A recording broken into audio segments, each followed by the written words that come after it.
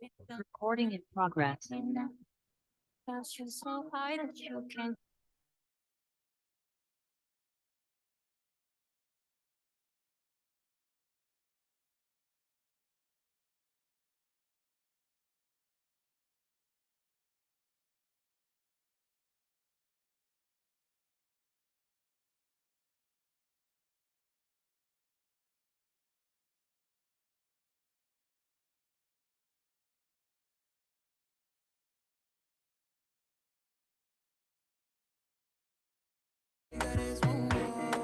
As me, I wake up, now she did my mind don't walk.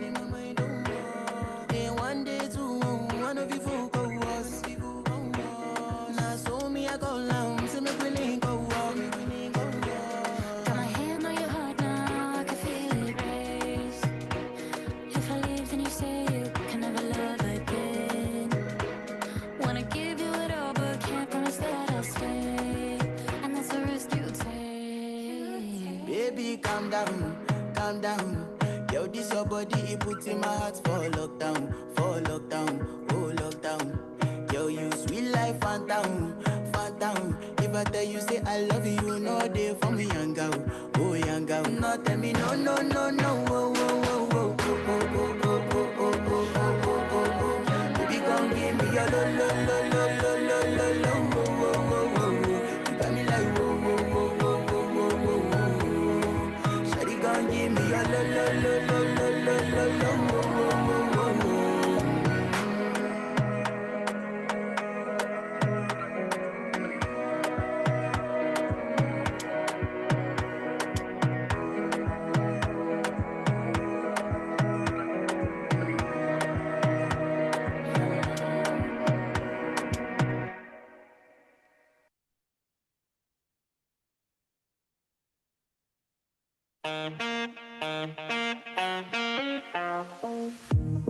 One is you make me happy, two is you set me free from all the things that held me back from just being me. Thank you for all the sweetness. Now I can finally breathe. Now I can finally breathe. But baby, don't you see? I still get frustrated, I can't lie. When you keep on doing things I don't like, and I hate your friends, and I hate your moves. Progress.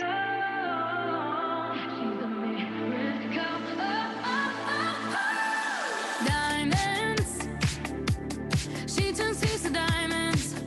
Whoa, trying to find that silver lining.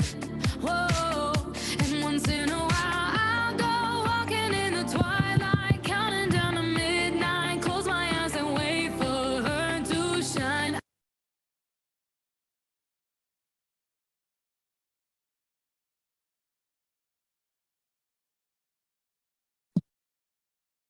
Oh, okay. Little switch. Oh, I seen it. Things that turn things on. Yeah. Yeah.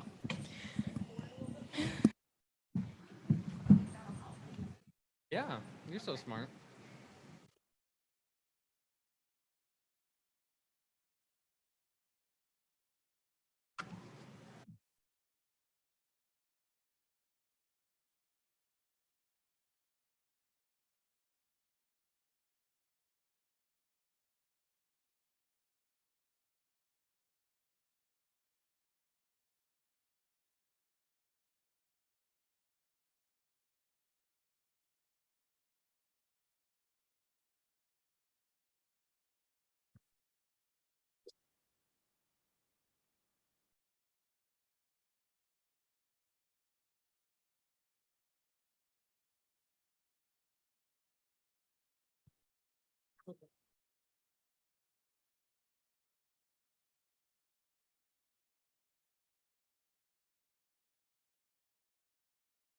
Feel now, so one.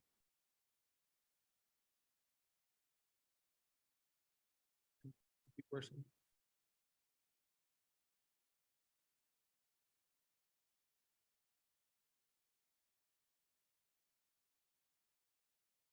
Working check. Ready? Make sure it works. Working check. Check, check. We're Hi, cool. everybody. Yep, there we Yep. go. I think. Yep.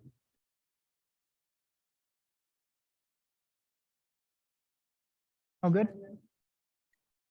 Say it again, check. Check, check. Okay, there it goes.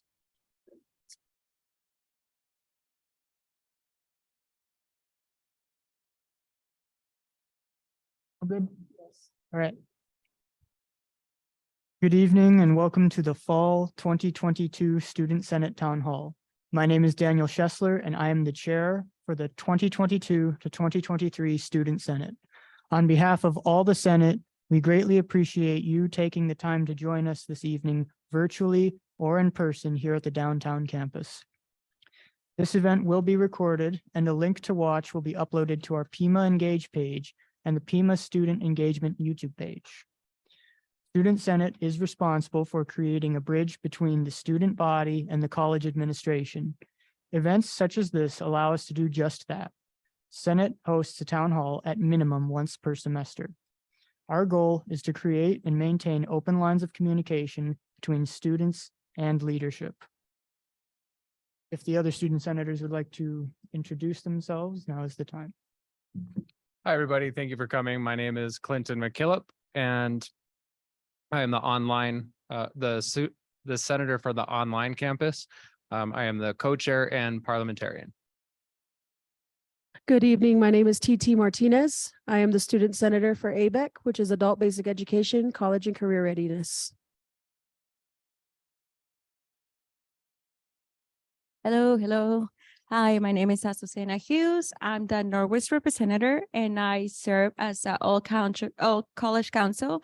Thank you for coming and joining us tonight. Hello, my name is Leilani Williams. I'm the senator for Desert Vista campus, and I'm so happy that you're all here. Hello, my name is Nathan, and I am the town senator for the downtown campus, and thank you for joining us today. Thank you all for your introductions. Before we get into the update and discussions for this evening, I would like to start off with an introduction of Senate. I will go ahead and go first. My name is Daniel Schessler. My pronouns are he, him. My program of study is liberal arts. I represent the West Campus and I serve as the chair. Due to, let's see. I think, yes, okay. Unfortunately, due to a family emergency, our East Campus student senator is unable to join us this evening. I will share a little bit about them. Rosa Cruz uses she, her, hers pronouns. She is our East Campus student senator working towards her Associates of Applied Science for the Veterinary Technician Training Program. Her officer position with the Senate is secretary. The next section of the program will be our campus updates. During this time, we will each have 5 minutes to share an update on what is occurring this semester and beyond at our respective campuses. In preparation for this town hall, we each had to sit down meeting with our vice president to discuss our campuses and any projects or initiatives we would like to approach during our term. I will get us started this evening with an update on West Campus. I have my report broken into two parts. The first being what I have represented to the VP, the second what the VP said to me. Sorry, the second being what the VP said to me. Before I begin, I just want to say it's amazing what an amazing job the West Campus has already done in meeting students' needs. 9 out of 10 times, the response I get when I ask students, how could we make the West Campus better, is, I can't think of anything. That's very good to hear. However, when I do hear issues, I make sure to take note of them and represent them. Such are the following. I spoke with the West Campus VP and represented that we should look into options for gluten-free food in the cafeteria other than merely Sour Patch Kids. I also brought before him some students' grievances expressed about Cengage as a tool for in-person math classes, particularly for early calculus classes. And finally, I expressed to him some requests that were brought to me about concise flyers with information about student housing. The less students have to seek out this sort of information, the better. Then I received an update from the VP on some construction and initiatives already undertaken at the West Campus. The F building construction at West Campus is expected to be 80% finished in January and 100% finished in March. Plans are also being made to reconstruct the J and H buildings and begin new construction to modify them into health science specific buildings. The new construction on these two will begin in January and is expected to take approximately 1 year. Finally, we are exploring the possibility of combining the bookstore and cafeteria at West into a single space, as has already been done here at the downtown campus, and placing the Student Life Center where the bookstore currently is. That way, when students enter the building, they will immediately see Student Life to their left. That concludes my report. Thanks, Daniel. So again, my name is Clinton McKillop and I represent the online campus, and I spoke with Michael Amick, and I speak with Jackie Allen fairly regularly as well. And so with my meeting with Michael, some of the things that I took from that meeting was that the online experience is still got a lot of potential, and the potential was kind of COVID and the pandemic really shone a spotlight on how many people the online campus can reach. But it's also kind of shown some of its the needs for growth. Like, for example, the online campus feeling is still something that needs work to where, I mean, if we're at the West Campus or if we're at the downtown campus, right, we all very much feel like we're at a campus. The online campus is not as community feeling. And so it can kind of feel separate from other students and from other or from instructors or resources that are available, such as tutoring. And so Michael and Jackie both have talked a lot about bringing a more pinpoint focus on student life and what needs to happen in order to make sure that student life is really noticeable on the online campus. And that's something that I personally, so I've taken all of my classes online, and I've only actually been at a campus for the Student Senate role. So that is something I'm very passionate about. I've actually, next semester will be my last semester. So I've had a lot of experience in what online feels like. And I do see a lot of those potentials. So I'm very happy to hear that Michael and Jackie are both on the same page with the importance of that.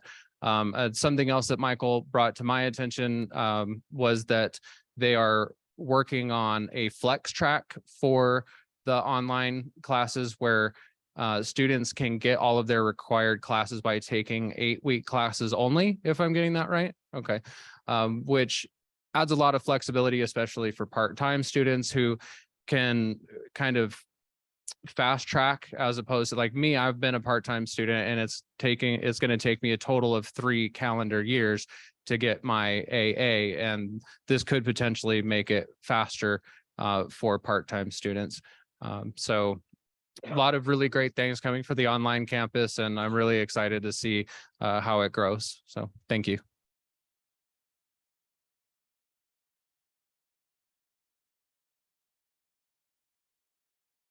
All right, thank you, Clinton. Now our East Campus student senator and secretary, as has already been stated, was sadly unable to make it tonight. In her place, VP Corson, would you like to give an update?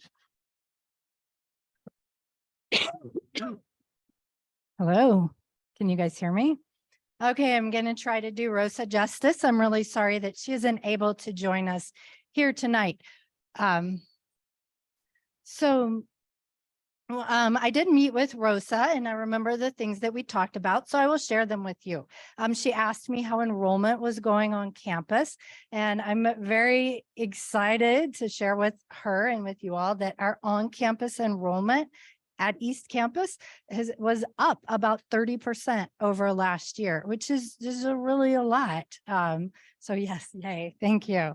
Some cool things. I know they talked about Fast Track. Rosa asked me what programs we had on our campus that are participating in Fast Track, which is an accelerated way to finish a program. We have two. We have one, an EMT, and our emergency medical technologist. And we also have a cyber IT information technology Fast Track certificate you can earn. We talked a little bit about safety on campus, and she asked about outdoor lighting. So I made sure Rosa and now the rest of you are aware that the college is undergoing a lighting project. All the lighting at all of our campuses is being replaced. It's being replaced with energy efficient LED lighting. And just recently, all of our outdoor lighting was replaced and upgraded. The indoor lighting will start in January, but that should be happening at every campus also. So we talked about that. Food, you're probably going to hear about food from every single senator. We would always like to have more food.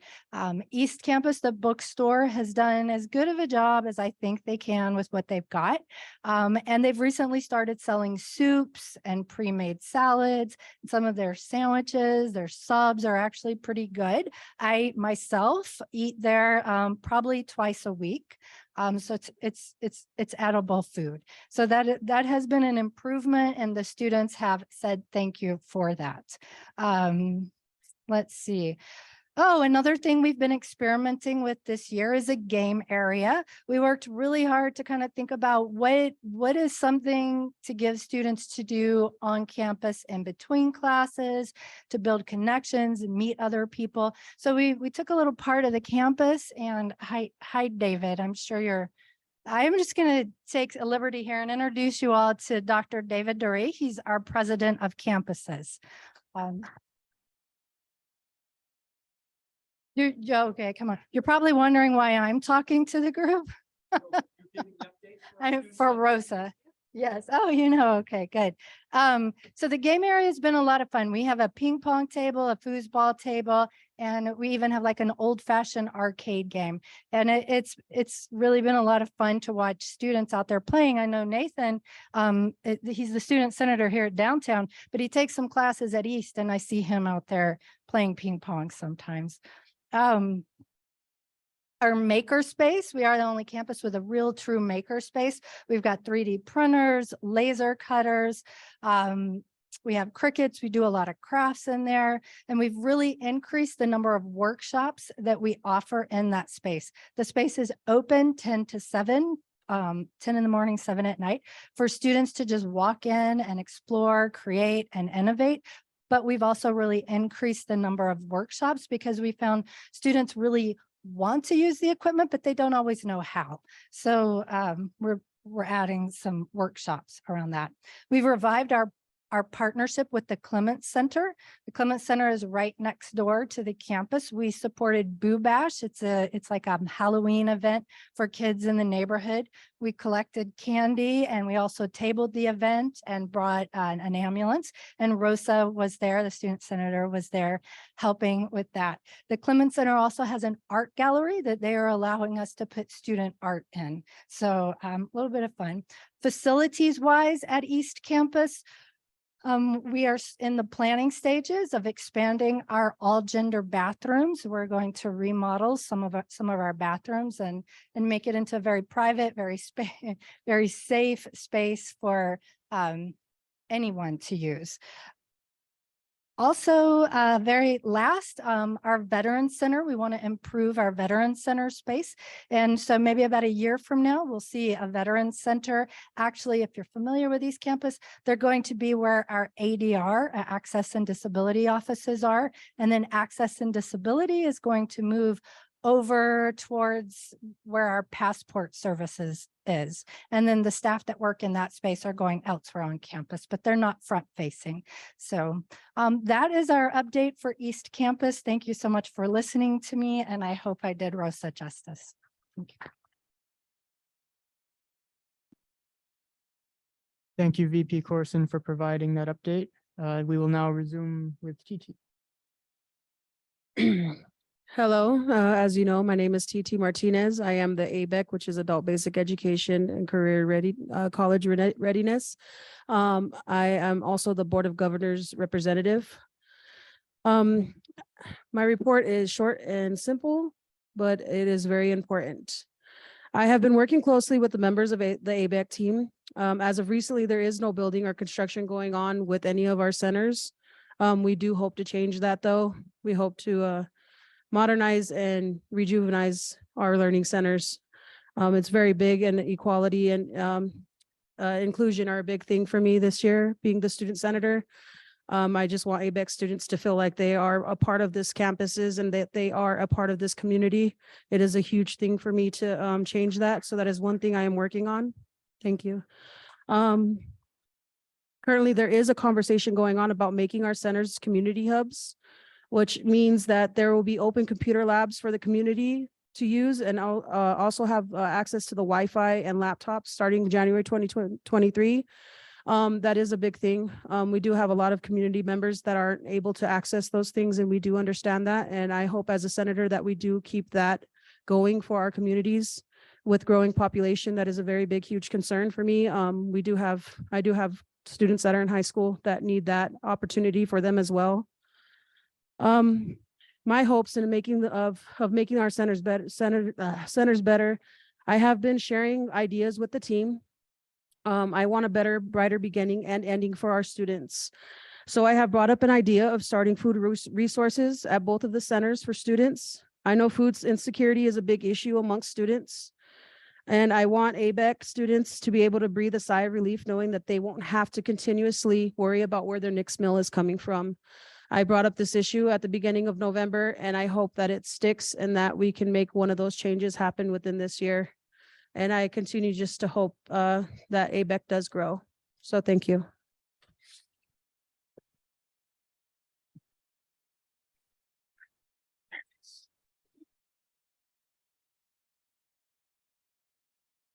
Azucena?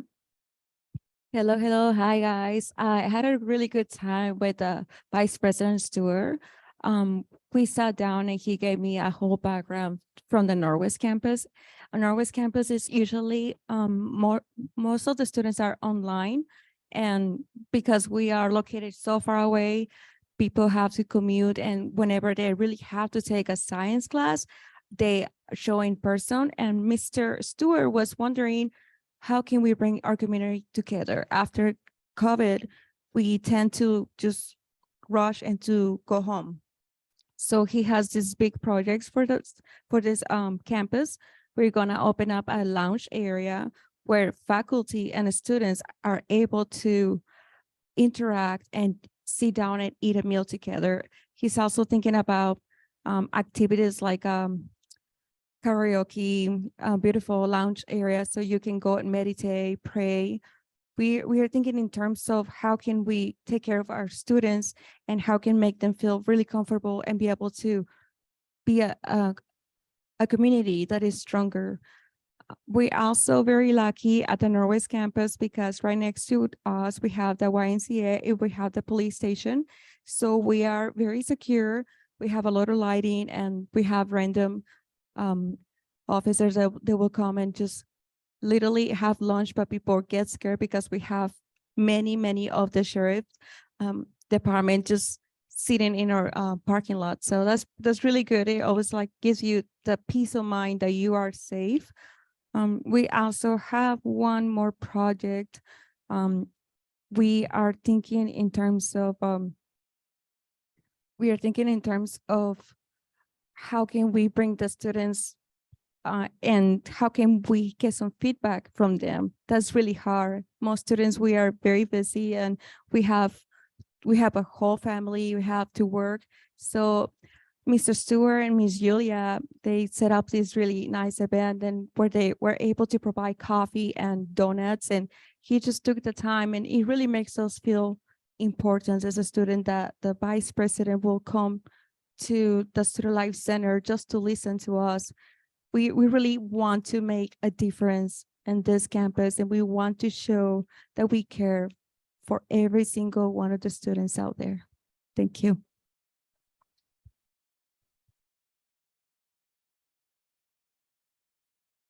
Leilani? Alrighty, so I'm very happy to report at Desert Vista, we are having a very thriving year.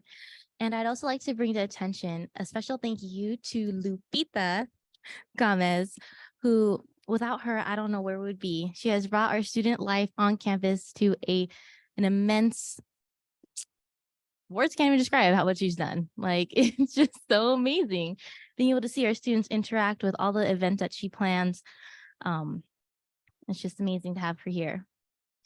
So I met with my BP, Mr. Soto, and we talked about a lot of different topics. So first, I'd like to address how we talked about the construction going on our campus for our culinary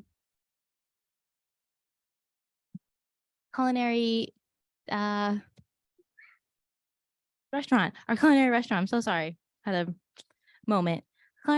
Culinary restaurant, which is underway and is going very well.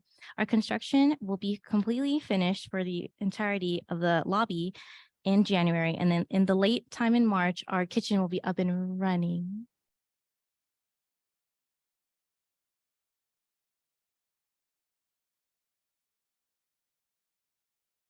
Is this one any better? Yeah. Perfect. No, yes.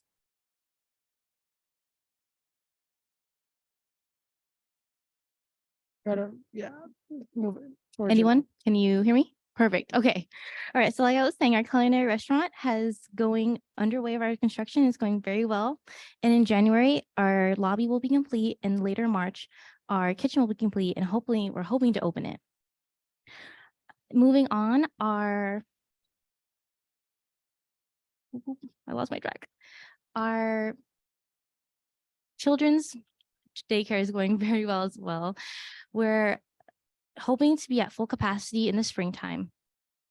We have altered some of the requirements for applying to make applications for our parent students a little bit easier. And our garden, I would like to mention, is thriving as well. We are hoping to expand it in the coming months. And then for our security is going through IFAC training, which will allow them to have trauma kits to better be prepared for any situation that can occur on campus. So in case of any unfortunate incidents, we will be prepared. Thank you.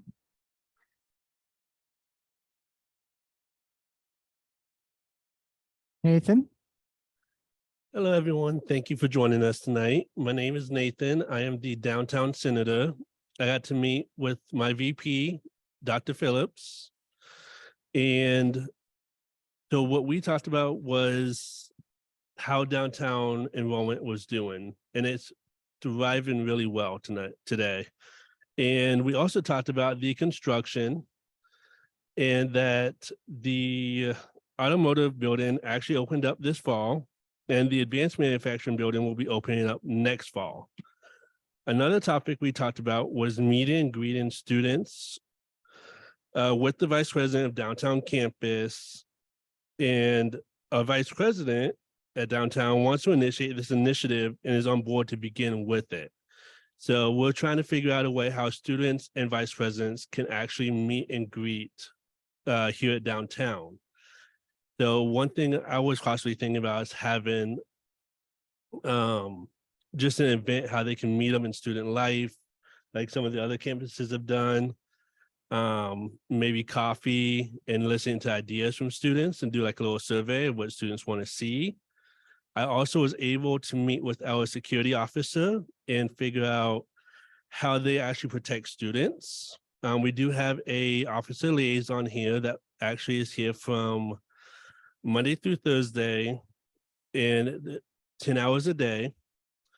So they're always either on campus or on foot or in vehicle patrol. They also have a community officer that is here as well.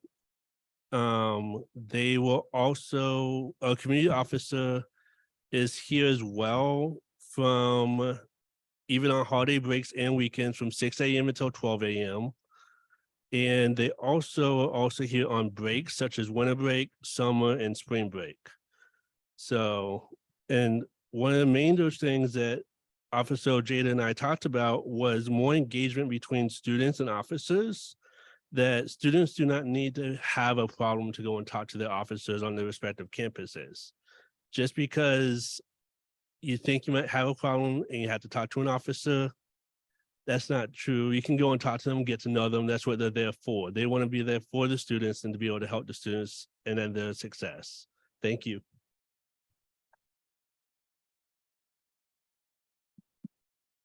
Thank you all for your reports, and I would like to say thank you to our campus VPs for taking the time to meet with us and ensuring that student needs and concerns are a top priority. Before we go into our next section, I wanted to give time for one last update. Each student senate is responsible for completing a senate project. Leilani Williams, project lead, will share an update with us on this year's project. Thank you, Daniel, for that introduction. As it was previously mentioned, each senate is responsible for completing a project. This project can range from a gift to campus prepared by the Senate to create a project or ongoing event to address critical issues. Last year's Student Senate did a movable mural meant to be transported to each campus. It is currently here at our downtown campus. Discussing planning has been underway on what we would like for our Senate project to be.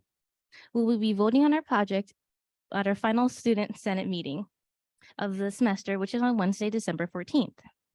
So for our Student Senate project, we have a couple of ideas going.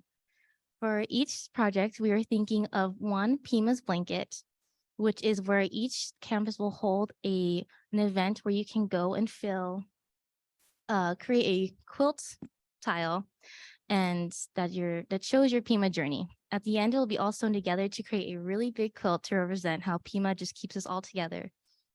Our next idea was to create a Google form to help students interact better with Student Senate, to have an anonymous way to ask us questions and not feel pressured. We currently used to have suggestion boxes on each campus, but due to some unfortunate incidents, we can no longer use those boxes. So we would like to start those up again.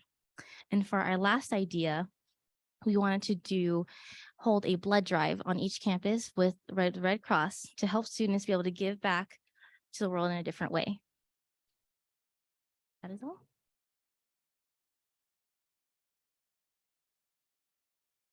Thank you so much for that update, Leilani.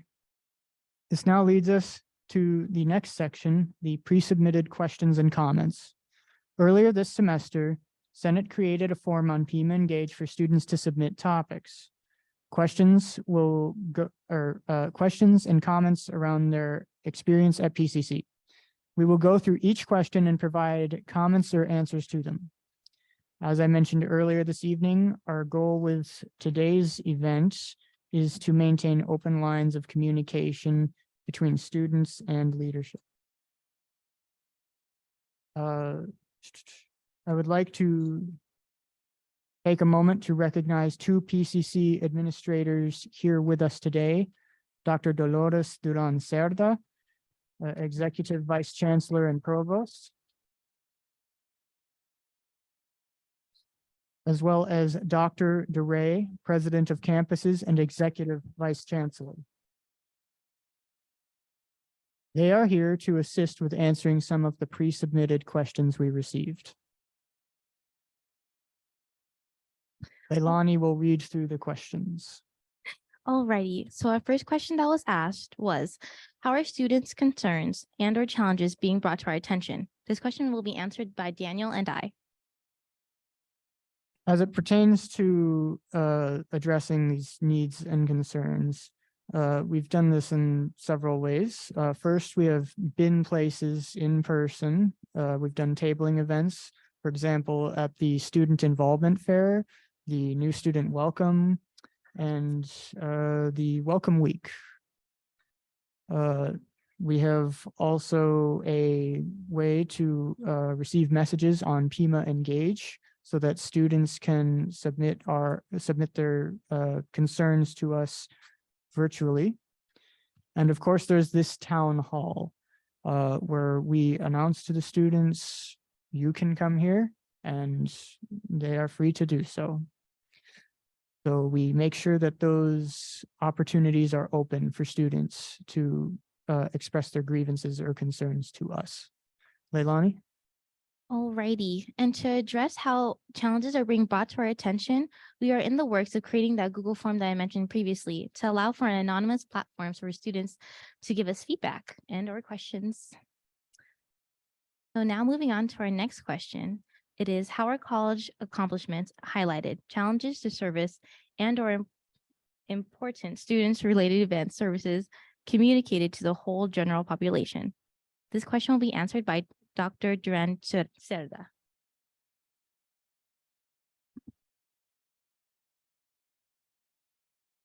Thank you so much for your question. And first of all, thank you for inviting us to join the Student Forum. Thank you to the audience also for joining us here in person and also virtually. We really appreciate being invited and having this conversation because we can't function without the student voice. You are the most important part of this institution, of any higher ed institution. So, and thank you for your service and your leadership as student senators. So I wanted to make sure I thanked you and was grateful for your efforts in this.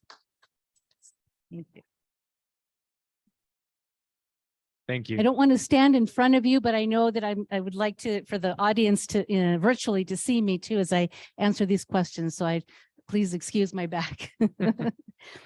So to answer your question about college announcements and about accomplishments that students have made, you mentioned, Daniel, a few of them, Pima Engage. We also we're very committed to transparent communication for our students and our employees and the community as a whole. We have a big presence through social media, through Twitter, Instagram, LinkedIn, Facebook. As we said, Pima Engage has events and clubs and organizations as to what students can be involved in. We have a very active student life component at the college with student life coordinators and who are present tonight. And we thank them for their efforts and also working closely with the students and starting faculty advisors for and staff advisors for clubs to communicate concerns or issues or pastimes, passions that students have for their future. Student Affairs has participates with their website, have text messages. I believe there was a massive text message today, so students could come here either in person or virtually to join us to participate in the student forum. So we're grateful for that. There's also email, but I understand you guys don't like email as much, right? You like text. So we're working on that. Also, we have the D2L platform where we have announcements that we share. My Pima, also what's happening, and that's on the front of the website for the college. So we have different avenues. And of course, we have many staff and faculty employees at the college who are bilingual too, and so are able to communicate with community members, parents of students and students themselves. So we're grateful for that. So those also, you have a wonderful governing board representative, TT, who also shares the accomplishments that students have made at the various campuses publicly with the governing board. So we're very thankful for that. And then for administrators, everybody, we have our offices open, our doors are open for students to come and ask us questions. So for example, as provost at the college, I hold office hours at the various campuses where my door, wherever I am at any campus, are open to answer any questions for students, staff, and faculty. And those are announced through the provost report that I send out through email. So those are available as one. I know Dr. Dore does the same. He has office hours as well. So those are some of the ways that we share our accomplishments. Okay. I don't know if there are other questions related to that. Maybe Dr. Dore, you're next with the next question. Okay.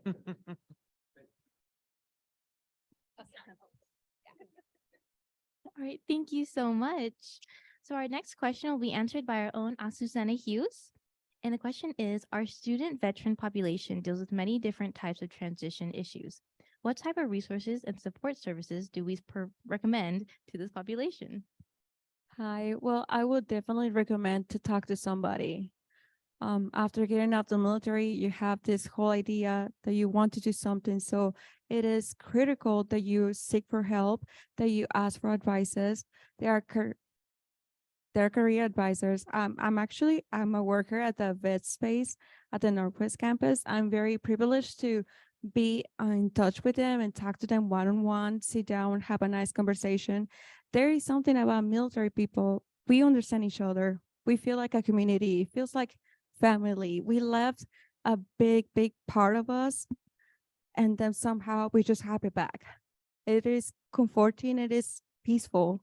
And it is like helping each other, helping a brother out. And once you're a soldier, you will always going to be a soldier. So I'm so proud and thankful that I'm there.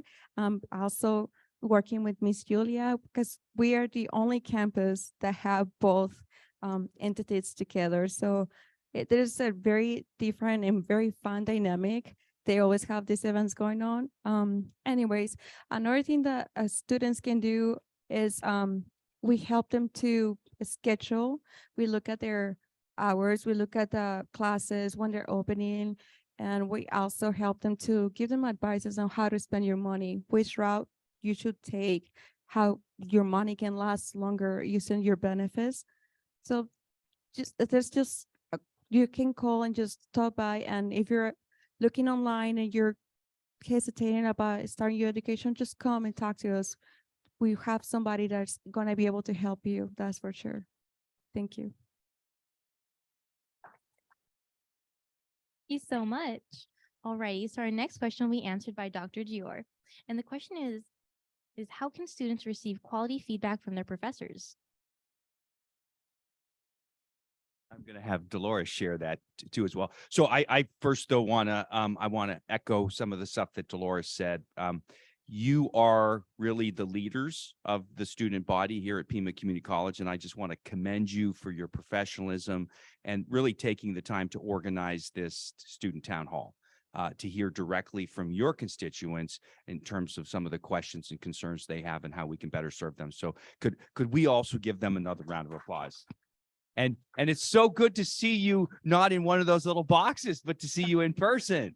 That's even more exciting. So let me frame that, and I'll have Dolores chime in because she really, her office oversees a lot of the policies around the faculty. But engagement of students is really at the heart of everything we do, whether that's in the classroom or outside of the classroom. And I believe that timely feedback is one of the most important components to a good educational experience. And so there is an expectation. I had the opportunity to serve as a faculty member for about 20 years. And my experience is that students that are engaged because I engage with them, right, as the instructor. And so, and I think one of the most important things that an instructor can do is really communicate that they care about you, and that they're interested in your progress, and they're interested in you completing that course. Because, when we talk about the completion and then getting a degree and a job, it's really course by course, right? And so, so I think that's critical to everything that we're doing. And I want to emphasize that at all of our meetings, I think we emphasize the importance of ongoing, regular feedback and timely feedback. And it is a fair expectation for you to get your assignments, number one, returned in a timely manner, not with just a grade, but with here's some of the performance, and here's some of the expectations, and here's some things that you could improve on, and so forth, and here's the things that you're doing well. So I think it's not just timely feedback, but relevant feedback as well to you. And I know we only have about a minute of question, but Dolores, I want you to kind of chime in as well. Yes, I will. Thank you, Dr. Dure. So I don't know if many of you know that I was a faculty member here at the downtown campus in the World Languages Department. So from the perspective of a faculty member and now as an administrator, student engagement, faculty engagement, feedback is so important. And it's really, I think it became even more challenging during COVID, the pandemic, when all homework was online. So that's even more important to have that feedback and that engagement, student to faculty, because it's really about building relationships, creating a sense of belonging for our students to feel comfortable. I remember students coming to me before classes started, the semester started, and they were just terrified of taking a foreign language because they had had a horrible experience in high school. And so it was important for me to make them feel comfortable and ask questions, and it's okay to make a mistake or something. So having feedback is communication. It's about establishing a relationship with the student and the faculty, and timely, as Dr. Dure said. So that is our expectation. That is the dean's expectation when talking to department chairs and with the faculty as a whole. It's the same for full-time faculty and adjunct faculty, and our faculty do care, and they are working hard to create that feedback and loop. But it is challenging because I know they have lots of students, and it's hard to get through everything, but I know that that is their intention. And we hope if you don't receive feedback in a timely way, you mention it and let them know, and or let me know, and we can help in that manner. Okay, thank you.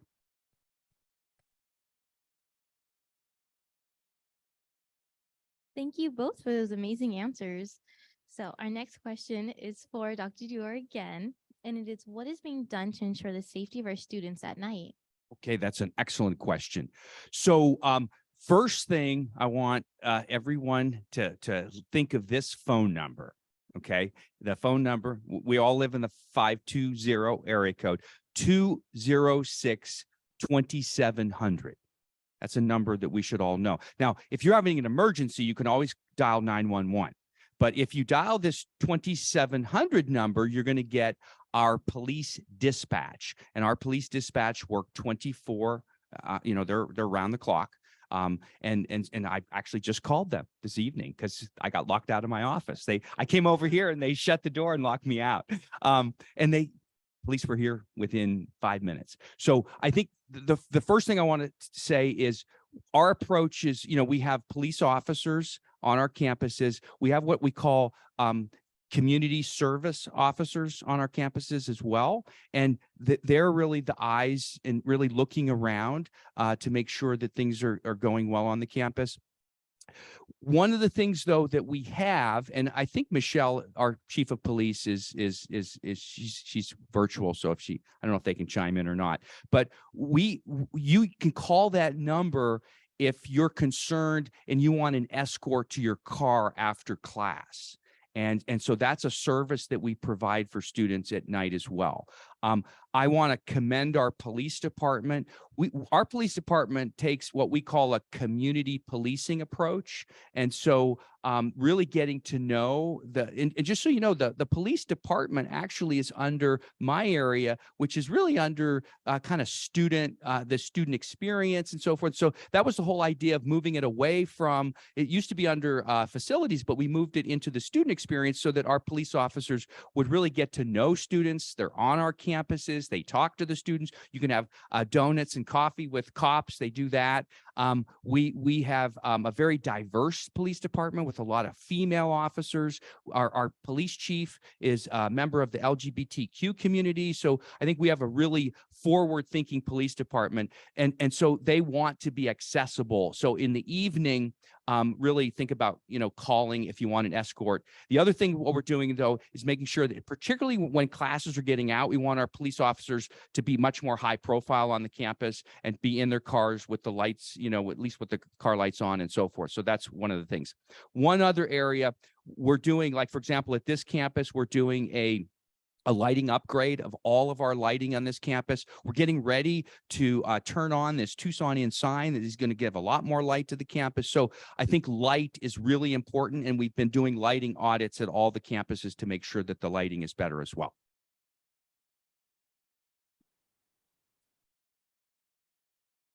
Thank you so much. So our next question will be addressed by Valerie Vital King, Jen Madrid, and Jennifer Wellborn. The question is, not enough flyers or marketing events for many events are held when classes are in session. Doesn't work out for most students.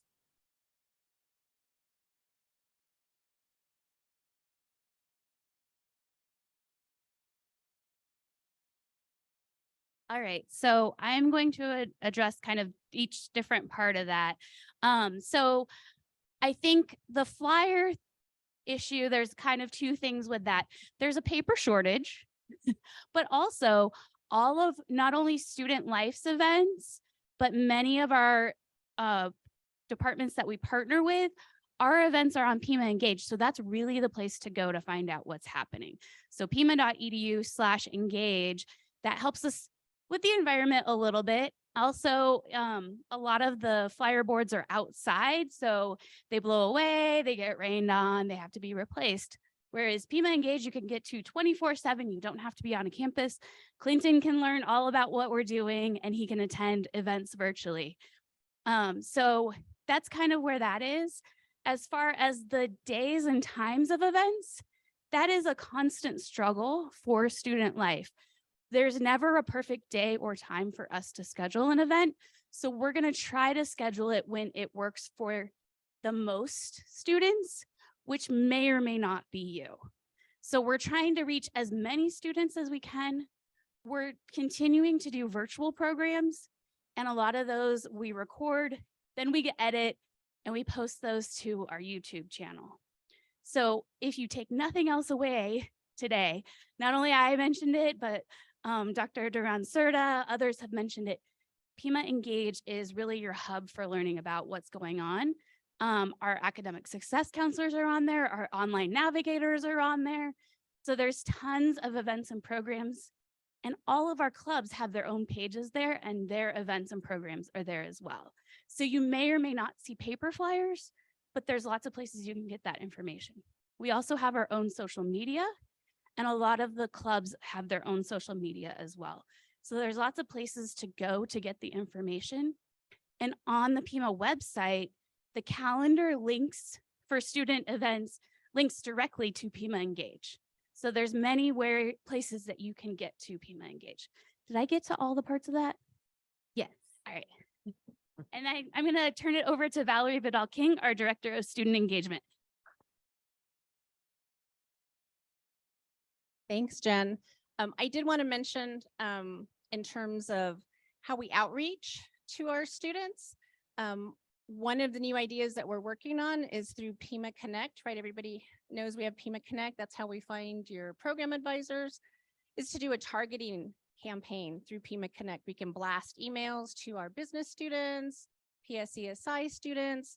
So if we're doing an event specifically like popcorn with a program, that's looking at, like, tomorrow we're doing a popcorn with a program at East Campus for PSESI.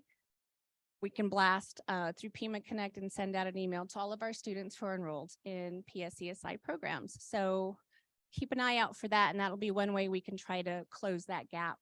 Okay, Jen, and I'm going to turn over to Jennifer Madrid, our Dean of Students. Hey everyone, just want to add one more thing. So tonight, for this event tonight, we did send a text message out to students, because we do a lot of text messaging, but that's a lot geared towards enrollment and our Super Saturday events, which are all very important, but we want to make sure that we get the same messaging out to our existing students about how to be engaged on campus. So we're looking at that more, just getting text messages out to students to bring them to events like this that are so important on campus, because we all know that when students are engaged, then they do better in school. So look out for that, because we know that students like and read their text messages. We also have D2L. We partner with Pima Online to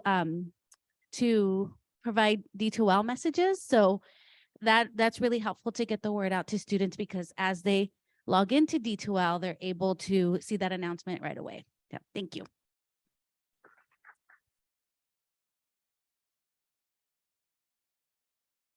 Alrighty, and our next question is for Dr. Dior, and he already touched on this a little bit. So it's a lighting issue at night at the downtown campus. So if I touched on this a little, that we're doing this audit, but what's really helpful, and I'll tell you a story. So when we began the construction on the advanced manufacturing building, that was about a year and a half ago now. some of the construction folks, we really did drop the ball. And it was actually the student senators that brought it to my concern. So then we ended up walking through the campus, and you see there's a lot of temporary lighting up there. So a lot of that lighting is going to be profoundly enhanced once the construction's done. But what I would suggest in the short term is if any student has any issues with lighting, bring those to my attention, to Dr. Morgan Phillips' attention, and we will walk that with you. We will get our facilities people, and we will make sure that that is addressed immediately.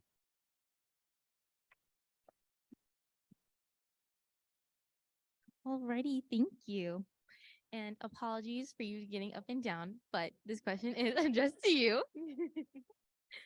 So the question is regarding online classes. And the student says that they have noticed some inconsistencies in the level of involvement from instructors to instructor. Some instructors are very present and interactive, while others are completely absent aside from grading assignments. Has Pima noticed this problem? If so, what is the plan to ensure online instructors provide a consistent quality presence in their students' learning experience going forward? Okay, that's an excellent question. And first of all, I want to applaud those instructors that are engaged and are constantly giving feedback. So, and I'm going to ask Dr. Michael Amick to come on up to help me, because Dr. Amick oversees our Pima Online. And just so you know, so it is a requirement of every instructor to be giving regular and substantive feedback to all of the students in the online courses. And that is a very clear expectation of all of those. And I want Michael to talk a little bit about how we monitor that and some of the technology that is now in place, even to and getting in place to monitor that, to ensure so that we can actually go in the course to ensure that that instructors are in fact giving you timely and regular feedback, because our expectation is far beyond just giving you, an assignment back. So, Michael, do you want to share a little more in detail? Thank you so much, Dr. DeRay. And so, yes, Clinton also asked me this question. We had a discussion about it.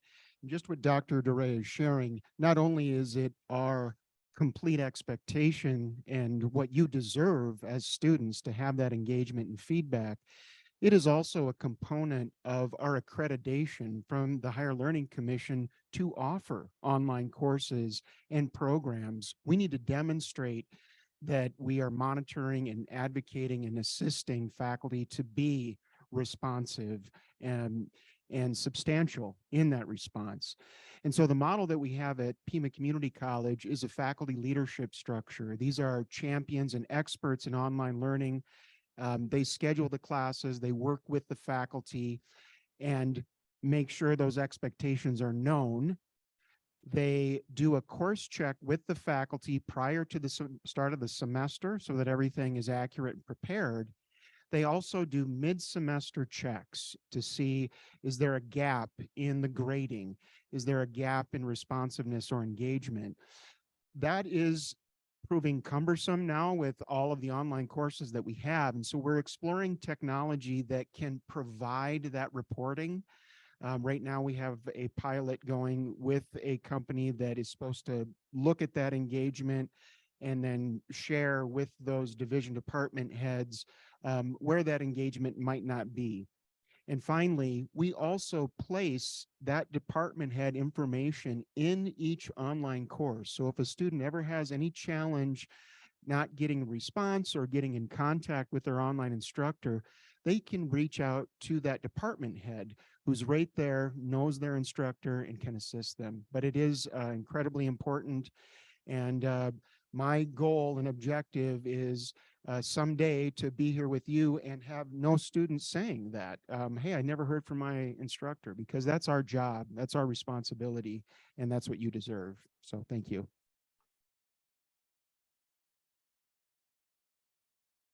Alrighty, thank you so much. Those are both very, very helpful. So our next question is for Dr. Dior again, and is, at Desert Vista campus, what accommodations are there for students with physical disabilities? I'm looking for Edgar. I don't see Edgar here. So, oh, there he is. Oh, he's in the back. He moved. Yeah, I want you to come on up here in case so first of all, regardless of what campus, so you're asking specifically at Desert Vista, but I want to assure the students that at every campus, we provide full accommodations to all of our students, regardless of what the location is. So, and in terms of the specific accommodations, I think you're talking about accommodations for students with disabilities. Yes. So what you want to do there is you want to go to our Office of Access and Disability Resources. Now, one of the things that's important for students to understand, in order to get the appropriate accommodation, you do have to go through that office so they can assess what type of accommodation that the student needs. Because sometimes students, they want something, but we have professionals that can assess, like, for example, do you need more time to take an exam? That is assessed by the experts in that office. And so I don't know, Edgar, if there's anything else. And if any student needs any help, I want them to go straight to Edgar. So, one of the things that I want to mention is there's people in the community that come check our ADA services, that they'll check the pressure of the doors to see what's going on. So I actually had a community member come around and check every door to make sure. I think there's a 5-pound policy where you got to make sure that, only 5 pounds of pressure will open the door. So we've got people out there that are checking on this, but I want to honor all of you for doing these, because these are some tough questions, because as far as with faculty and things that are going on, you guys are knee deep in it. So I appreciate this opportunity so we can address some of these things. The one thing I do know about all our administrators, we're all very accessible. So you can walk into our office, you can email us, you can give us a call, and we're going to be there and do our best to serve you. So just continue to ask the questions and continue to knock on our doors, and we'll make sure to address those things. That's why when in doubt at a campus, always go to the campus vice president if you need anything when in doubt, right? Right, campus vice presidents? There you go.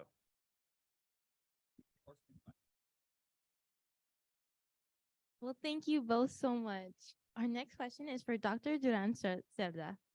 According to the current college strategic plans, two of the goals are to increase completed count to 6,000 and double the completed count of the Hispanic American Indian, Alaskan Native, and African American learners by 2024 and 2025.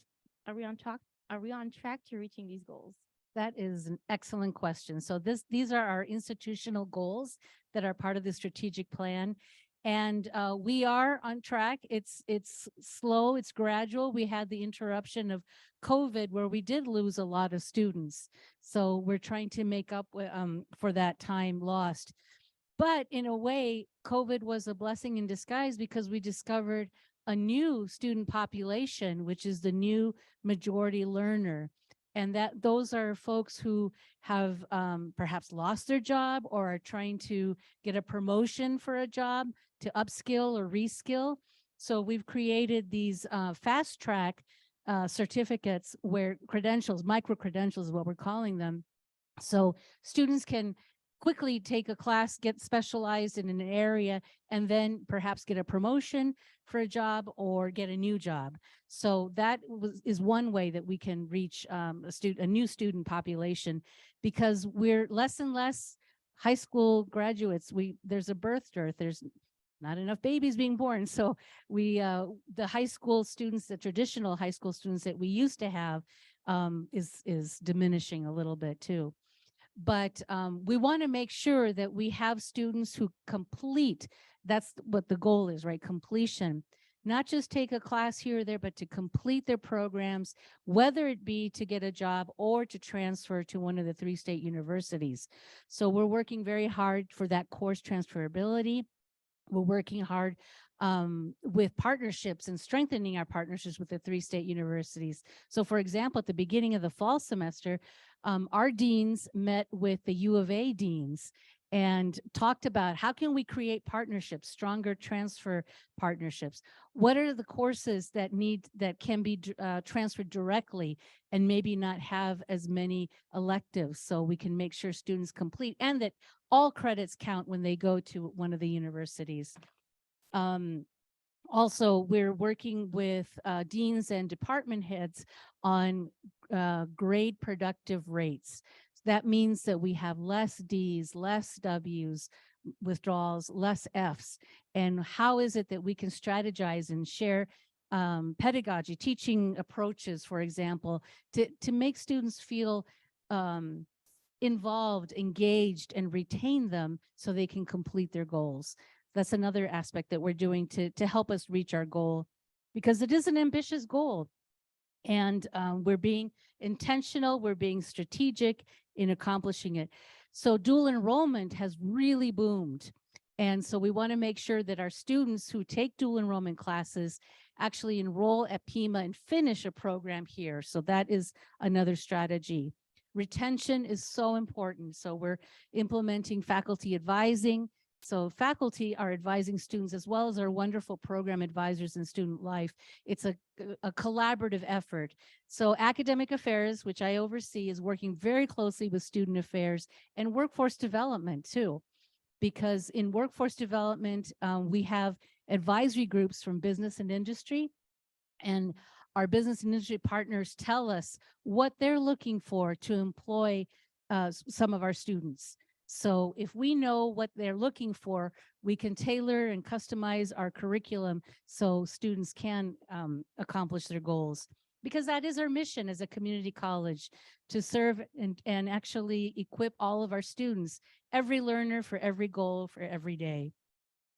We also make sure in part of the retention efforts to accomplish this goal is to help our faculty with the Teaching and Learning Center. We have many programs and professional development opportunities for faculty. Pedagogy is changing. The ways we teach are changing, specifically when COVID happened. Within a week, spring break, our faculty, part-time and full-time faculty, switched from in-person instruction to online and virtual. And that was a tough move to do. And you went through it too. Most of you probably were students during COVID, right? Yes, and that was a tough change. And if you weren't, you knew of friends who did go through it. But it was a collaborative effort, and thank you for sticking with it. And it's hard to be juggling. You may have jobs as well and families, and that's who we serve. Pima Community College serves the student that comes from any background and every background, and we want to be there for you and make sure you accomplish your goals. Let's see, other things that we're working on are the centers of excellence. So you've seen a lot of construction, specifically here at the downtown campus. And these are ways to also promote our students to accomplish, for example, the automotive center. It's a state-of-the-art facility. I don't know if you've been through it, but it's incredible. And each campus is having a center of excellence. I think you talked about culinary, right, and hotel restaurant management at the Desert Vista campus. We have cybersecurity at the East campus. So these are hubs for our community so they can learn and accomplish their goals in these specific areas. So I think we're on track. We have lots of initiatives and projects going on, but we need your help and any ideas that you have that we can help your fellow students stay in classes, to retain our students. What support do you need? Because it's not the way things were before COVID, because faculty and we've talked about, and the deans too, we're really serving students holistically, comprehensively. It's not just about the classes, the homework, all of that. It's about also transportation issues, food insecurities that you brought up, childcare, mental health issues. So it's a different era. We're never going to go back to the way teaching and learning was before, but it's an opportunity to help serve our students. Thank you. Thank you very much. Our next question is also addressed to you, Dr. Duran Cerda. And it was asking if you could talk about diversity, equality, and inclusion for Pima. Diversity, equity, and inclusion, and that is near and dear to me. So diversity, equity, inclusion, going back to what I just was talking about with COVID and how when we pivoted to virtual and online, we saw a lot of inequities. So for me, equity has always been a key piece of education. In fact, my, I guess, mantra is I seek social justice for all students through teaching and learning. And equity is about social justice. And that means for every student, whatever background they come from, whatever identity they have, whatever ethnicity they come from, that is what we serve, and we need to focus on that. So we have a diversity, equity, inclusion office. We have a strategic plan that has been implemented. We have an officer Hilda Ladner, who has done an incredible job in making strides in diversity, equity, inclusion at the college. Unfortunately, she has a new opportunity at NAU, and we're going to miss her greatly, but it's also giving us an opportunity to explore diversity, equity, inclusion in its new form, post-COVID, in this new normal, and how we can better serve our students. So with your help, your suggestions, your ideas as students, and all of us here, community members, faculty, staff, and administrators, we're going to be looking at how we can improve and even strengthen diversity, equity, inclusion at the college, because we're truly committed to that. Our population, look at the students here we have, look at the audience. It's beautiful to see this diversity of where we all come from. Yeah, I could go on talking about my own past, my own background, but I won't. That'll go too long. So we are looking at diversity, equity, inclusion, and it's also about economic mobility, as I shared in the previous question about helping our students upskill and reskill and making sure that they have the means to sustain a family. Some of the partnerships that we're creating too to help with diversity, equity, inclusion, and all of the students that come are not only our business and industry partners, but also the superintendents. So our dual enrollment dean and high school partnerships dean works closely with the superintendents. I've visited the superintendents meetings and talked to them about what the opportunities are at the college. I belong to the United Way's Cradle to Career Leadership Council, and I'm the co-chair for education. And in that council, leadership council, there are superintendents, there are business and community members. And so collectively, it's a collective impact of how we can serve our diverse community, from elementary through middle school, high school, to college, and transfer to a university. So there are many initiatives, and I know there's another similar question, so I'll leave more information on that part. Yes, thank you. So in regards to our next question, it'll be answered by Clinton and Dr. Duran Cerda. The question is, what events and activities is the Senate planning to engage in that will assist with expanding/enhancing diversity, equity, and inclusion, and that will contribute to making Pima a Hispanic serving institution? Thank you for the question. And so before I provide an example of what we've already done, I just want to highlight that as far as the Senate is concerned, it is always a priority for us to engage in any of the student activities that are available for us to engage in. We have a student Senate email. We are constantly getting invites from different organizations asking students, the student senators, to attend, and we always want that information. So please, if there are events going on, please make sure that everybody is aware of that. We have the email for Student Senate and as well as you can contact any one of us or the Student Senate organization in general on the Pima Engage website. Again, that's pima.edu/engage. I think I gave that right. Okay, good.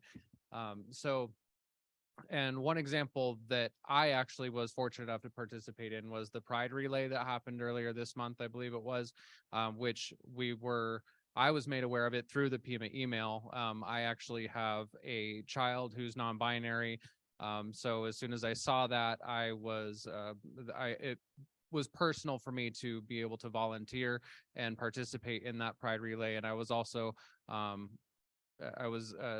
shared company at the relay with TT and Leilani, as well as, and both of the advisors, Student Senate advisors, Julia and Lupita, were there as well. And it was a fantastic experience. It was, and it did really feel it was a big event. There was a lot of attendance. It was a lot of fun. There was a lot of different activities, prizes, and different things to like face painting and henna. It was really just a great experience that felt very community oriented and inclusive, and it was very obviously focused on including the Pride community for the Pride Month. And so again, please bring anything that you can to our attention, because we want to be there. We want to be representing the students in anything that could possibly focus on any different of the diverse community that we represent. And I'll pass the rest to you. Thank you, Clinton. Mhm. So think of this percentage, 47%. Do we know what that percentage means? Anybody have an idea? 47%. Hispanic? Yes. So Hispanic students students who identify as Hispanic Latino at Pima Community College is 47%. And we are designated as a Hispanic serving institution. Each campus is, in reality, since I believe 2012. So more and more we're seeing the state universities and other community colleges receiving that designation, but we've had it for a long time. And we are trying our best to help our Hispanic Latino students. But really the requirement for designation of Hispanic serving institution is enrollment. But the title is Hispanic Serving Institution. So what does serving mean? What does servingness mean? So about a month ago, the educators conference from Pima Online, there was a keynote speaker, Dr. Gina Garcia. I don't know if some of you participated or watched her speak, but she does scholarly articles about Hispanic serving institutions and what does it mean to be a socially just institution and the servingness. And she talked about engagement, of course, but creating that sense of belonging. And that means using the Spanish language and throughout the campuses, also artwork. So at the Desert Vista campus, we have beautiful murals, gorgeous murals. And I know we have some here and at the downtown campus too, but if we had murals and artwork that displayed and shared the pride of being a Hispanic, I think students will identify with that and feel that sense of belonging. Also, seeing a faculty member, someone at the classroom, the front of the classroom that looks like them, not only Hispanic, but African American, Asian American, Indigenous. That is important to see role models that look like you, that talk like you, that are like you. That's huge. So last year, I think it was last year, Arizona, the state of Arizona started an Arizona HSI consortium. So it was initiated by the University of Arizona, but Pima Community College is a member. I represent Pima at the consortium. The 3 state universities and all of the community colleges in Arizona that are designated as Hispanic serving institutions. We have been meeting throughout the year. There was a summit earlier this fall. Unfortunately, I couldn't go because I had COVID, but our chancellor was there, and others from the college were present. And it was to get together and find the commonalities and how we can work collaboratively statewide on HSI initiatives. So that was the beginning of excellent work that we're doing. Also, there's a HACU conference. That's a Hispanic Association of Colleges and Universities. It's the largest conference and association in higher education for Hispanics. And that includes faculty, staff, administrators, and students. And it's one of the very few conferences that includes students and has a student track. So every year we take students to the HACU conference. Also, part of HACU, they have in April the Capitol Forum. So it's been virtual these past couple of years, but we also take students to the Capitol, to Washington, D.C., so they can speak to the representatives, the legislators, and talk about the concerns, because they don't want to hear from administrators. They want to hear from all of you, the students. So please keep that in mind. And if you're interested in going to the Haku Capital Forum and talking about what are the student needs that the legislators can help nationally, please let us know. And also at the college, we have through the Diversity, Equity, Inclusion Office, the Immigrant Refugee Student Resource Center, and that helps undocumented students and their families for potentials in being students here. We also have grants at each of the campuses that are designated HSI. For example, one of the most recent grants is in cybersecurity, and there's a local chapter that was, I think it was the first one in cybersecurity for students who are studying cybersecurity that was started here. Also, there's an HSI Men of Color initiative that we're starting at the college as well. And when we had, I meet regularly with the U of A provost, and we were noticing that many of our students who are not transferring to the U of A, for example, are not men of color. They have the intent to do it, but then they don't actually do it. So we're going to be forming a joint committee between the U of A and Pima Community College to strengthen that effort so we have more men of color transferring to the University of Arizona. So these are some of the things that belong, and we work with HSIs. Thank you.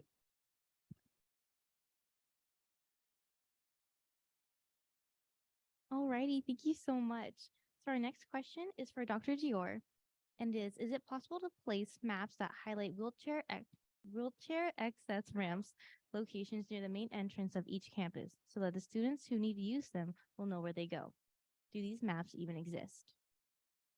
So excellent question. And yes, so at the entrance of each of our campuses, we do have maps, and they map out the routes that are wheelchair accessible. So we do have them.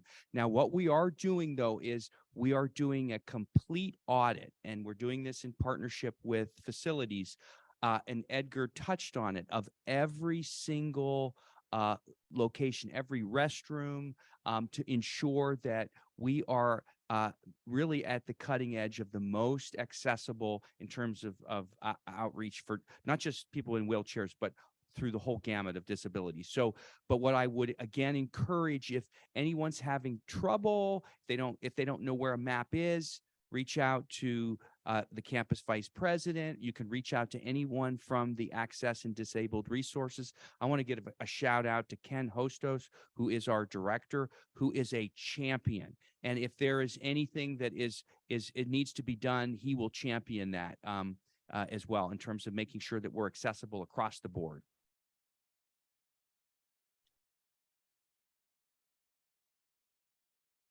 Thank you. So our next question is for Dr. Duran Seda, and is regarding, I want to talk about the following topics of the music recording arts and programs. Hey, thank you very much. That's a good question. Personally, I love music. I played the guitar, and I would take the guitar to my classes when I taught and teach songs in Spanish. I also played the clarinet in college and was in the marching band. It's been a while though. Can't march, can't play the clarinet anymore.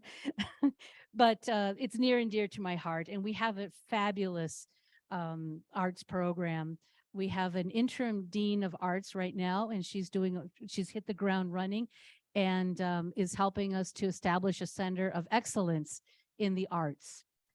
We've started some new programs, or new classes, I should say, that are developed with the community in mind, to bring the community to the college, and those are mariachi classes. And now we're talking about starting ballet folklorico classes that are so important to our community and to our culture, that brings diversity as well. And I know the department head is here virtually, but I don't think he'll be able to speak on this. So thank you, Jonathan, for being here. And I hope I do you justice in talking about the arts, and thank you for your leadership and service. So the students have performances such as cabaret that has been taken place. They had to stop it early, the performances, because several members got ill with COVID, but we'll be restarting different functions and performances at West Campus. There's also the Bernal Art Gallery, and I believe this gallery right now has an exhibition on immigration with a theme of immigration and Mexican artists. So it's flourishing. The arts are a very important component of the college and of the community. We have the performing arts, the proscenium theater, where we have children and families come for performances. So it's a great place for all of us to gather. But I don't know if there were further questions about it, but we look forward to more about the Center of Excellence. Bless you. The Center of Excellence for the Arts. So more to come on that. Thank you. All righty, thank you very much. So our next question is geared towards our very own TT and Nathan, and it's asking about more events at downtown. Hello. Yes. So the events that I did participate in when I was overseeing downtown campus, I was in part of the involvement fair. We did have a fairly good turnout with new students and faculty as well, coming and learning about things that we have available here at all campuses. Also, as well as I participated, as you heard, in the Pride Relay. That was another big event that we had all together as a student senate. The other ones that I did was the FYE first year experience. That was the new student welcome. That was a very successful turnout. There was tons of students here. I really enjoyed it. I'm looking forward to the next one next year. As well as, there's one more. It'll come to me, guys. I'm so sorry. I did tabling events on my own, actually. It was just to spread news and information about Student Senate and what student life had going on. I do attend, you'll see me a lot at the downtown campus. I do most of my tabling here because we do have our ABEX Center here. I think that was actually it, though. I'm not sure, though. And I do work here at the Learning Center, so you will see my face a lot. We do have events coming up with Downtown Learning Center. It's Exam Jam. That will be next month. That is for students to come and unwind, get some time, get some stress off of you. Don't worry about stressing out about that test. Just come take a breather, listen to some music, come have some popcorn with us, some donuts, some coffee. We're hoping to have a really relaxing week for everybody. So I hope to see you all there. And those are the events that I have been at this year so far with downtown campus. And I will go ahead and hand it over to Nathan for the future. Thank you for that, TT. So with the upcoming events coming to downtown is a de-stress week.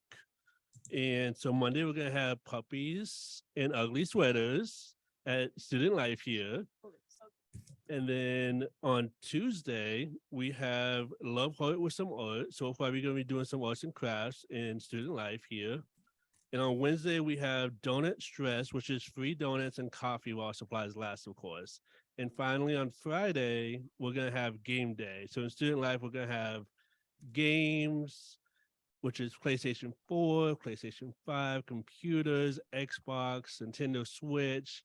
It's just for students to come and relax and de-stress in Student Life here at downtown campus. Thank you, Leilani. Alrighty, thank you both. Our next question is for Dr. Dior, and it's asking if we could please talk about Downtown Learning Center and their tutorings for more open hours for tutors and for students who have night classes. So thank you. Nathan, did you say puppies? Puppies. Okay, puppies. They outdid us. Wow, you outdid everybody. So I'm definitely going to be there for the puppies. How many puppies? I just go kidnap one. All of the puppies. We're gonna go steal all the puppies. Yes, yes, I'm definitely going to call Ed up. So let me start by saying that as you well know, we have learning centers across all of our campuses, and I know this is a specific question about the downtown campus learning center, but I want to commend all of our tutors, all of our staff at the learning centers. The learning centers are a significant game changer for many of our students. And for many of our students, it really is the difference between, excelling in a class or perhaps not even passing the class. So I really want to commend them. And I think that the learning center, Ed, is probably one of the most data informed areas in the college. I get more data from and Ed Gallagher, who oversees our learning center, who I'm actually going to call up here. Really, I get to see the data of how significant the tutors are for our students. So I think it really is important. And part of that data, though, is looking at usage and looking at how we can best allocate limited resources to make sure that we're serving the largest number of students. And I know that's a really important component to what you do. So Ed, can you just talk a little bit about, I think the really question is about hours and how you determine those hours in terms of usage, and then how you gain input from students that need additional. So thank you for the question. It's always a good one. I will move closer. Thank you. Before the beginning of each semester, the learning centers try and guess, and that's what it is usually, when students will be coming in, what days of the week, what times of the day. And we base that on historic data that we have been collecting over the last 10 years or more. At downtown campus in particular, though, we share the space with the library. So a lot of what we do with our hours is in negotiation with the library, both seeing when students are coming in for learning center, tutoring, and all of those services, but also when students are coming into the library to take advantage of the space they have and the resources they have. So at the beginning of the semester, we negotiate with the library to see what hours we think will cover the most accessibility for students. This semester, we're open from 8 in the morning until 7 at night, Monday through Thursday. Friday, we close at 2 because we don't have many classes in the afternoon on Fridays. And then we are open on Saturdays from 9 to 1, trying to get as many hours as possible in for students to be able to come in and access our services.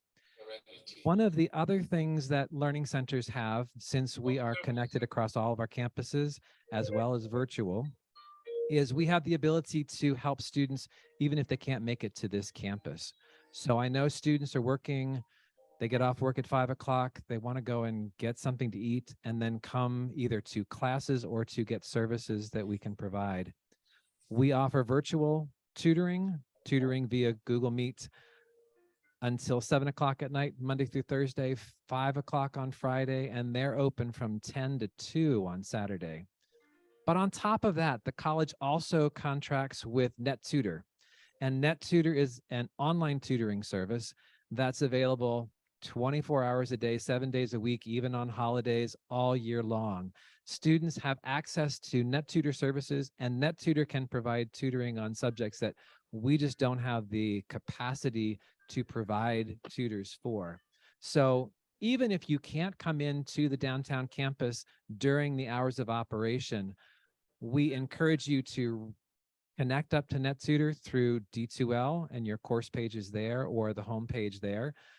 Or if you're at home and you can't make it to campus, go to our website, pima.edu/tutoring, and you can make appointments for our virtual services. So you can get tutoring from home. It makes it a lot easier, and it makes it so that you don't have to stress about trying to rush to campus to make it when you could be at home spending that 20 minutes driving instead in a tutoring session. At the end of the semester, we try and extend our hours to help students, especially at finals time. So keep an eye out for extended hours at some of the locations, including our virtual services. And if ever you have difficulty getting into tutoring, or if there are problems with tutoring, you can drop an email to pcc-tutoring@pima.edu. That goes to all of our tutoring centers, and one of us will get back to you and see what we can help with. Or you can call our phone line 206-4959, and that gets you to our virtual services that can then transfer you to one of our campus locations. We are here to serve you as students. So if there's something we can do, reach out to me, if nothing else, ed@pima.edu, and say, hey, I need something, and I will do my best to get it for you, because we can't exist without you, and we're here to help you. And as Dr. DeRay mentioned, I have data going back forever. But yes, Susanna. Hi, I am a fan from you guys' facility. I have over 100 hours so far. I'm struggling with one of my classes, so I thank you for having the accessibility and those tutors available. I was just wondering if you guys can extend Friday or maybe Saturdays, modify the hours. Um, I know Sundays probably we should rest, so I would love to be able to provide services every day of the week, all hours of the day or night. And when I first started at the college, we had students and services open until 9 o'clock at night. I remember those days. And on Saturdays until into the afternoon. One of our issues is finding money to hire our tutors to be able to work those hours. I would love to have the facilities open, but even if the facilities are open, we then have to stretch the tutoring budget we have. And as you know, minimum wage is going up. Yay, thank goodness. It's going up by 85 cents in January, but that's a hit that our budgets have to take. So we as managers are trying desperately to balance the budget that we're given, the tutors that we're able to hire with that money, and the availability of that to cover everything, because we want to make sure when a student comes in, they can get the help they need and that they don't have to wait too long to get a tutor to be available. So we try and make sure that we've got coverage as much as we can, all the hours we're available. So I would love to extend our hours and we will try our hardest, but we also have to try and manage our people and our budgets. And so I will do my best. And yes, we are always looking. I'm always trying to push. Can we extend our hours? Can we be open longer? Can we find the ability to cover more and be more available for our students? Because I would love to be open until 9 o'clock again. I just can't yet. would it be possible to integrate people, volunteers that they are in that field, that they would like to donate some hours to this campus or various campuses? Yes, we are open to volunteers. In fact, a lot of our campuses already have volunteers who come in and help out. The great thing is that they're willing to help us out. I always feel bad because it's tough to have someone who is doing the same job and getting paid or doing the same job and not getting paid. So I love it when someone doesn't want the money and I will take that in a heartbeat. We're also looking to see if we can work with financial aid to potentially have some of our student workers be tutors as well. The issue we've had in the past is the pay disparity, because tutors, as they get certified and as they get trained to be better tutors, they get pay raises.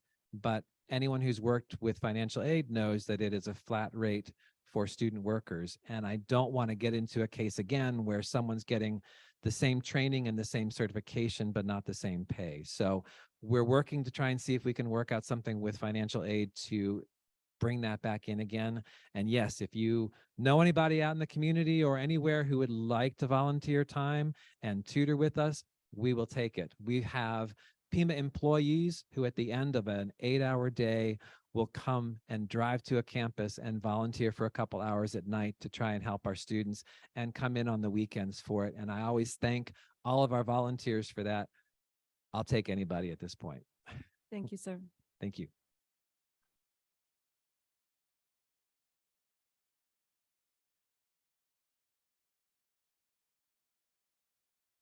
All right.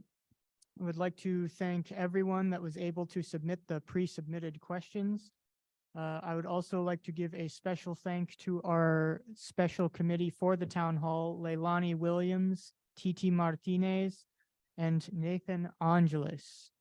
Worked closely with our advisors to plan today's event. We will now move on to the last section of the evening, led by Titi. Just real quick before TT takes over, if you're looking at the program, you may notice that we're skipping the audience Q&A just in respect of everybody's time. I think we've gotten some amazing responses from our vice presidents and from anybody who's helped us answer these questions that were pre-submitted. So thank you everybody for being here and taking all of the time to answer these questions. And we're sorry we're not getting to the audience Q&A. But please feel free to contact us on Pima Engage. We're happy to take any questions that you send to us and answer them as quickly as possible. So thank you again.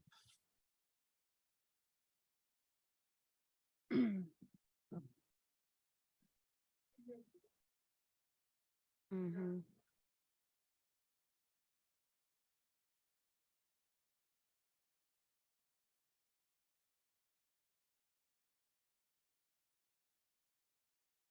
How many students are here that had questions that weren't able to submit? I have two students here. Do we have any allotted time for at least 5 minutes, you guys, to be able to let them ask their questions? If you guys are all fine with that, is that, y'all, sorry for the inclusion? Yes, okay, so we will go ahead and move on with that and have our students ask questions. Daniel, go ahead and take over on that one. Yes, thank you for pointing that out. We were worried about the time of the administrators, but since everyone has said that there is no issue, you may come up and ask a question if you'd like. Can I just stop for a minute? I want to thank you guys for being here, for taking time Thank out of you. your school and work, for supporting us and for making this better. Thank you guys. In the interest of time, the audience Q&A section will be limited to 5 minutes, but the floor is open for questions. Yeah. My name is Martin de Leon. I'm a student here, my first semester. And one question that concern I have is D2L. That is spread all over the place. You got 4 different instructors. You look online trying to figure out how to navigate through everything. And one instructor has it this way, another instructor has it this way, another instructor this way, another instructor this way. We need to get a uniform D2L where everybody can go one way and navigate the same way in every class. I spent one Saturday, 12 hours trying to figure out what I need to do for an assignment. I got back to the teacher, the instructor, they told me, well, look at your D2L. And I did that. Coming to find out, all I had to do was a reading assignment. 12 hours for that. That's trying to figure out how to navigate that. That's not acceptable. First of all, we're sorry that you had a problem with that. We would like to refer you back to Ms. Duran, which is the one that can answer that question. Thank you. Thank you for sharing your concern. And if I could take your name down, Sue, so we can, Martin de Leon. Thank you, Martin. So I wanted to ask, are you taking online classes or in-person classes? Both, and they both use D2L. Every single one, right? Okay. So I know for Pima Online, it's quite uniform, and it should be the same, whether it be in person, virtual, or online. So I will look into that, and I will get back to you if you can stay and leave your email with me, and I will talk to. We'll see what classes they are and what division they are, and I will talk to the deans to make sure that there's uniformity, because the quality of instruction should be the same, whether it be virtual, online, or in person. And I'm sorry that you have gone through those experiences. So if you don't mind sharing your email with me. Yeah, okay, yes. And I don't know if you have other questions. Yes, I have another question. Now, I'm trying to register for classes, and a lot of classes don't offer, in person. Me, myself, I want to be in person. I ain't been in school in 39 years. I want to be up front where I can see the teacher, ask questions in person. And a lot of times we can't do that.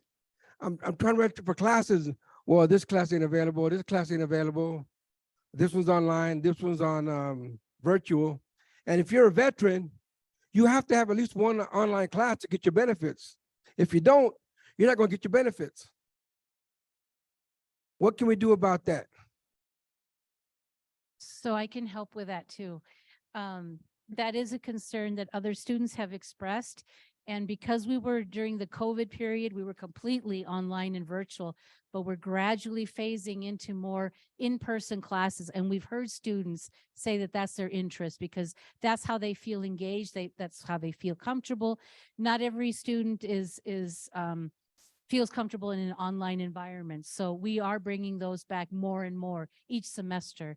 So again, if we can talk later as to what classes you are looking for, particularly in person, and we can see what we can do. Okay.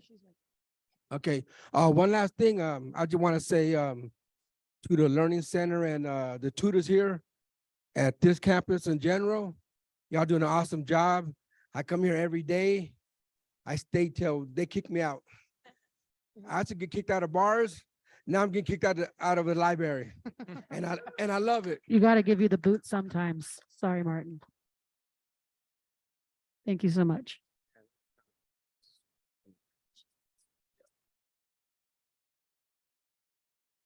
Hi. Hi. I do have several questions, but I'm just gonna narrow it down to two. Really?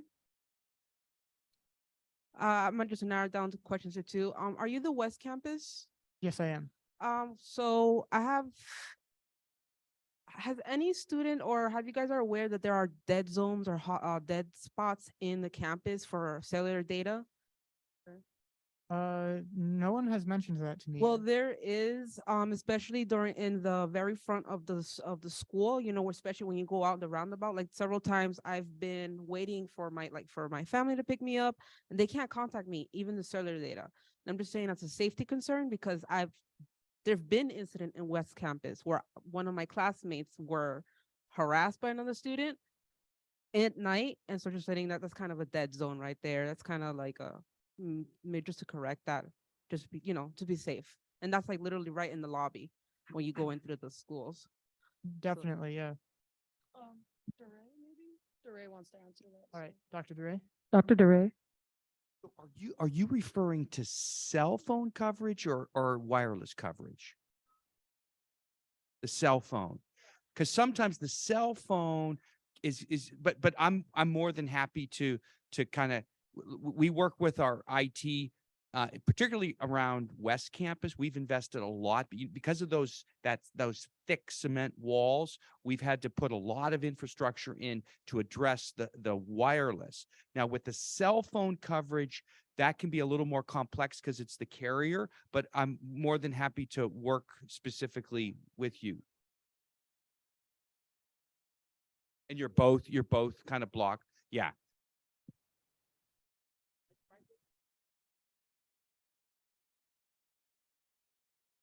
So what I'll do is I want to get your contact information. Then we're gonna, if you can kind of, we can kind of walk through that spot with our IT folks. Thank you.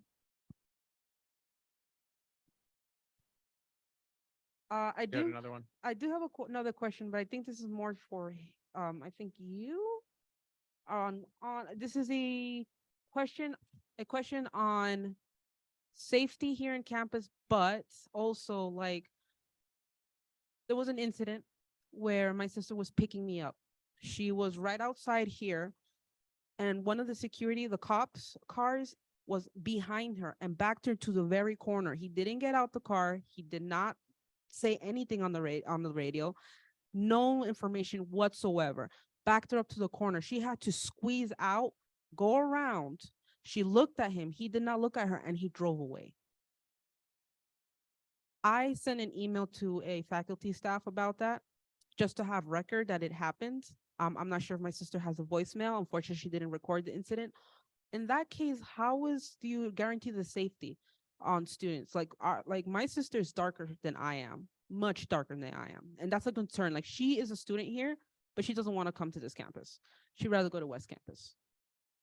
So like, what are complaints on? Yeah. So if you have any experience with an officer, then again, you can send that directly to me, and then or to the chief of police, and we'll certainly address a specific incident with a specific officer. Okay. I know that at the Norwest campus, we do have cameras in the major areas, especially near and behind the Student Life Center and by the library. Do you guys have cameras here at downtown campus? Yes, we actually have far more campuses on this campus. Where Yes. are they located at? We have campuses pretty much cameras we have several campuses cameras. I couldn't go over where they all are because they're literally everywhere on campus. So we have a pretty good scope of the campus through these cameras. Like, for example, all that whole student services center in there, there's cameras all over there monitoring the activities there. Thank you, sir. So I wanted to touch on the question that he asked about D2L. As the online Senate representative, it's personal to me, and I've spoken with Mr. Michael Amick and Jackie about D2L. So there are resources available to help people learn to navigate through D2L. I know how isolated it can feel when you're sitting in front of D2L with nobody around to help you, especially if you're an in-person preference learner. And to get to those resources without anybody being able to there to show you where those resources are can be very, it can feel hopeless, right? So I appreciate the feedback. I know the resources are there, but if you're not already inclined to be able to find those resources, then it may be kind of impossible for you to find those resources. So I will work with Jackie, who I meet with frequently, and she's, I have a direct line to Michael as well, and we will make sure that those resources are more available to people who are inclined to learn in person and may not be inclined to be able to find those resources that are online and available. So thank you again for the feedback. Thank you for your comment, Clinton, and thank you guys for staying here overtime so that these students' concerns could be heard. And thank you to the students for expressing those concerns. It was very important to hear those. We now pass it on to TT to close us out. Thank you, Daniel. Thank you again to everyone that was able to join us virtually and in person. Here at the downtown campus, we greatly appreciate the support we have received from faculty, staff, and administrators at PCC with regards to today's event. We will be hosting another town hall in the spring semester. So if you didn't get to ask your questions tonight, go ahead and ask them then. The date is still to be determined, but it'll be occurring at the West Campus. We'll be voting on a final date at our last meeting of this semester on December 14th.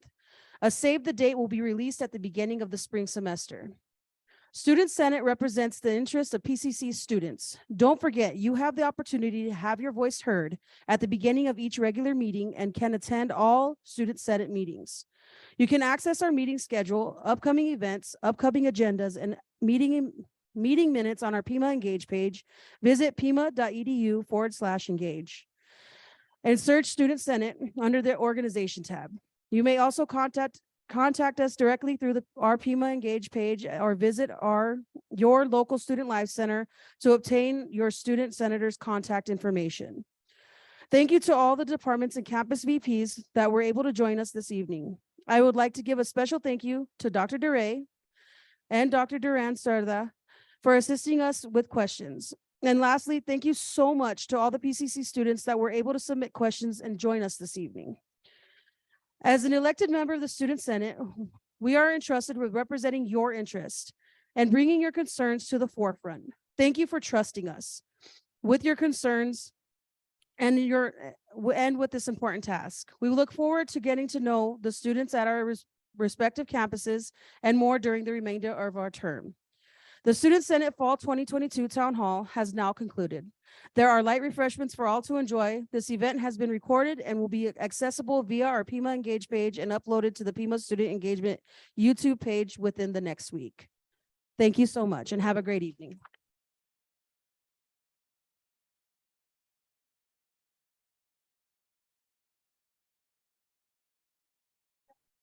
Thank you. Thank you.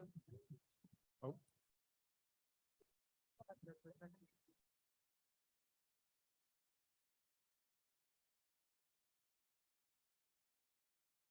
Biting my lip towards the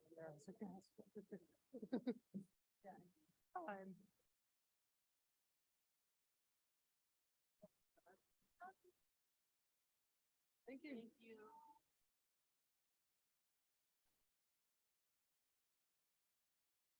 The first round, we'll do it again.